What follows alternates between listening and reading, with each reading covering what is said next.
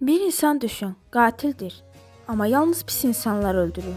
Səncə o qəhrəmandır yoxsa cani? Bugün Dexter serialının arxasındakı qaranlıq fəlsəfəni açırıq. Fəlsəfəyə baxmazdan əvvəl gəlin Dexterin həyat hekayəsinə və travmalarına baxaq ki, Dexterini aydın başa düşə bilək.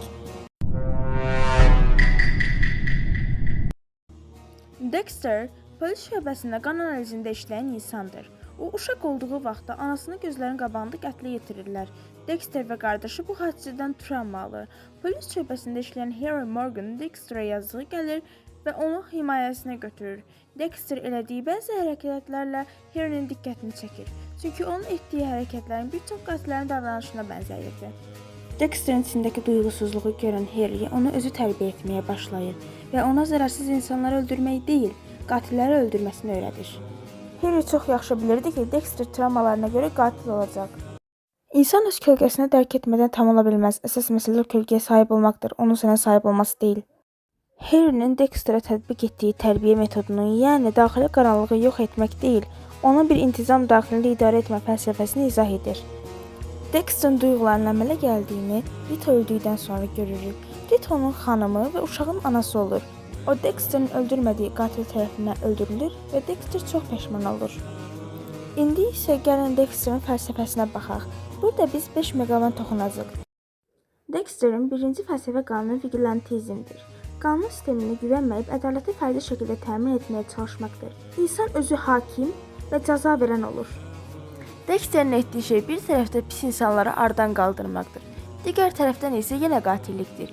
Yəni, məqsəd yaxşı görünür. Metod isə mübahisələrdir.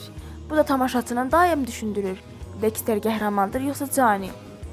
Utilitarizm fəlsəfəsi. Az sayda pis insan ölsə, çox insan xilas olar düşüncəsi. Utilitarizm bir hərəkətin doğru olub-olmadığını onun nəticəsinə görə qiymətləndirən fəlsəfədir. Əsas ideyası ən çox insana, ən çox xoşbəxtlik gətirən şey doğrudur. Moral relativizm yaxşı və pis hər kəsə görə dəyişir. Dexterin öz qanunları var. Dexter Morgan cəmiyyətin qanunlarından çox öz qanunlarını, yəni Harry'nin kodunu əməl edir. O, insan öldürür. Normalda pis, amma yalnız qatilləri öldürür. Özünə görə yaxşı bir əməl edir.